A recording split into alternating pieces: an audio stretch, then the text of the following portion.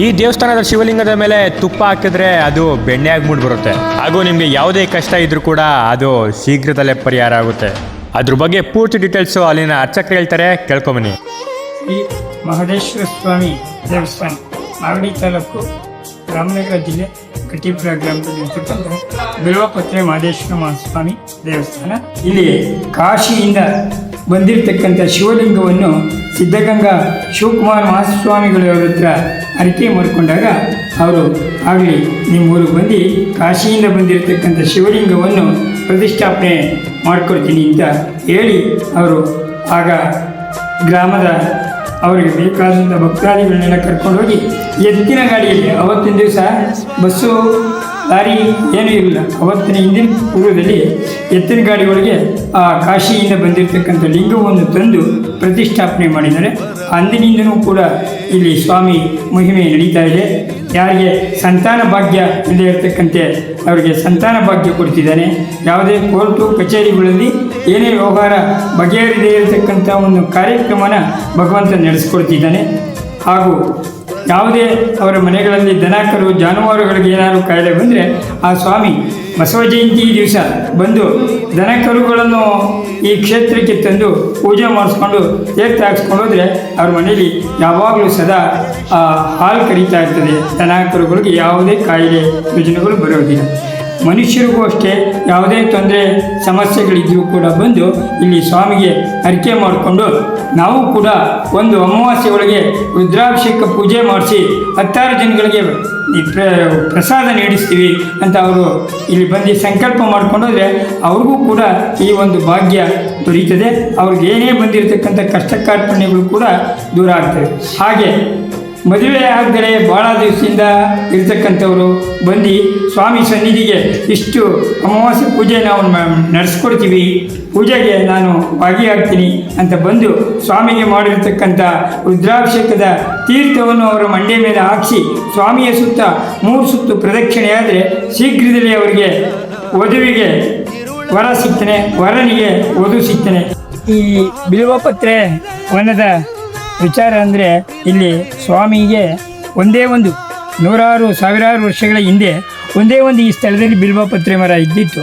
ಅಲ್ಲಿ ಅವಾಗ ಶ್ರೀ ಮಹದೇಶ್ವರರು ಭೂಲೋಕ ಸಂಚಾರ ಮಾಡಬೇಕಾದ್ರೆ ಈ ಕ್ಷೇತ್ರದಲ್ಲಿ ಬಂದು ಸ್ವಲ್ಪ ಹೊತ್ತು ಕುಳಿತು ತಪಸ್ ಮಾಡಿದ್ರಂತೆ.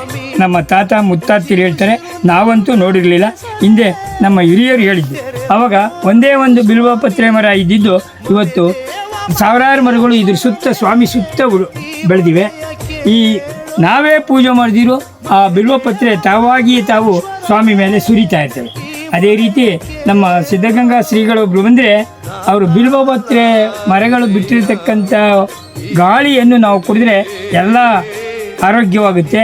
ಆ ಬಿಲ್ವಪತ್ರೆ ಮರ ಬಿಟ್ಟಿರ್ತಕ್ಕಂಥ ವಾಯುಮಾಲಿನ್ಯನ ನಾವು ತಗೋಬೇಕು ಶರೀರಕ್ಕೆ ಅಂದ್ಬಿಟ್ಟು ಅವರು ಕೂಡ ಬಂದು ಇಲ್ಲಿ ಚೇರ್ ಹಾಕೊಂಡು ಕುಂತ್ಕೊಂಡು 1 ಗಂಟೆ ಅರ್ಧ ಗಂಟೆ ವಿಶ್ರಾಂತಿ ತಗೊಂಡು ಯಾವ ಕಡೆ ಪ್ರಯಾಣ ಬೆಳೆಸಿದ್ರು ಬಿಲ್ವಪತ್ರೆ ವನಕ್ಕೆ ಬಂದು ವಿಶ್ರಾಂತಿ ತಗೊಂಡು ಹೋಗ್ತಿದ್ದಂಥ ಸ್ಥಳ.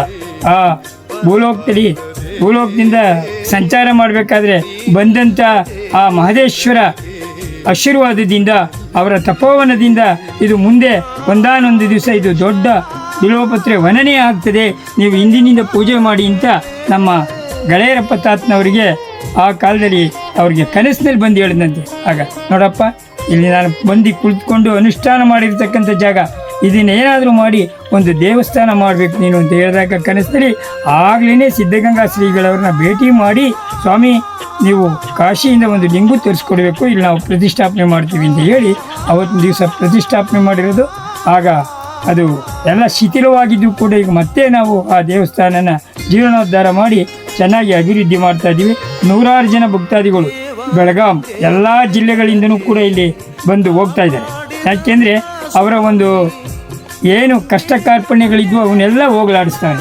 ಇವತ್ತು ನೋಡಿ ಇದ್ರ ಸುತ್ತ ಇರ್ತಕ್ಕಂಥ ಬಿಲ್ವಪತ್ರೆ ಮರಗಳು ಯಾರೂ ನೆಟ್ಟಿಲ್ಲ, ನೀರು ಹಾಕಿಲ್ಲ, ಪ್ರಕೃತಿ ದತ್ತವಾಗಿ ಸ್ವಾಮಿ ಮಹಿಮೆಯಿಂದ ಅವರಷ್ಟವೇ ಬೆಳೀತಾರೆ. ಸೊಂಪಾದ ಬಿಲ್ವಪತ್ರೆನ 100 ಜನ ಕಾಶಿವರೆಗೂ ಹೋಗಿದೆ ಬಿಲ್ವಪತ್ರೆ.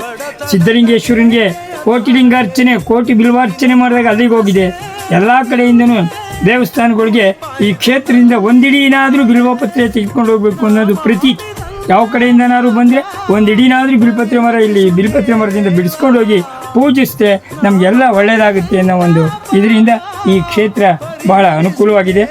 ಇಲ್ಲಿ ಸ್ವಾಮಿಗೆ ಇನ್ನೊಂದು ವಿಶೇಷ ಅಂದರೆ ಸ್ವಾಮಿಗೆ ಮಜ್ಜನ ತುಪ್ಪವನ್ನು ತಂದು ಸ್ವಾಮಿಯ ತಲೆಯ ಮೇಲೆ ಮಜ್ಜನ ಮಾಡಿದ್ರೆ ಅದು ಬೆಣ್ಣೆಯಾಗಿ ಪರಿವರ್ತನೆ ಆಗುತ್ತೆ. ತುಪ್ಪ ಹಾಕಿ ಬೆಣ್ಣೆ ಆಗಿದೆ. ಇದು ನಿಜವಾಗ್ಲೂ ನಾವು ತಿಂದಾಗ ಬೆಣ್ಣೆ ಒಂದು ಶಕ್ತಿ, ಬೆಣ್ಣೆ ಏನು ರುಚಿ ಕೊಡುತ್ತೋ ಆ ರುಚಿ ಇದೆ. ಆ ಭಗವಂತನ ಪ್ರೇರಣೆ ಹೊರತು ನಮ್ಮಿಂದ ಏನೂ ಇಲ್ಲ. ನಾವು ಸುಮ್ಮನೆ ಅವರ ಸೇವಾಕರ್ತಕರು, ಅವ್ರ ಸೇವೆ ಮಾಡೋದಕ್ಕೆ ಮಾತ್ರ ಉಳಿಸ್ಕೊಂಡಿದ್ದಾನೆ. ನಮ್ಮಿಂದ ಯಾವ ಒಂದು ಪವಾಡ ಏನಿಲ್ಲ, ಅವನಿಚ್ಛೆ. ಇದಾಗಿತ್ತು ಬಿಲ್ವಪತ್ರೆ ದೇವಸ್ಥಾನದ ಮಹಿಮೆ. ವಿಡಿಯೋ ಇಷ್ಟ ಆಗಿದ್ರೆ ಉಗೆ ಮಾದಪ್ಪ ಅಂತ ಟೈಪ್ ಮಾಡಿ ಹಾಗೂ ಸಬ್ಸ್ಕ್ರೈಬ್ ಮಾಡೋದನ್ನ ಮರಿಬಿಡಿ.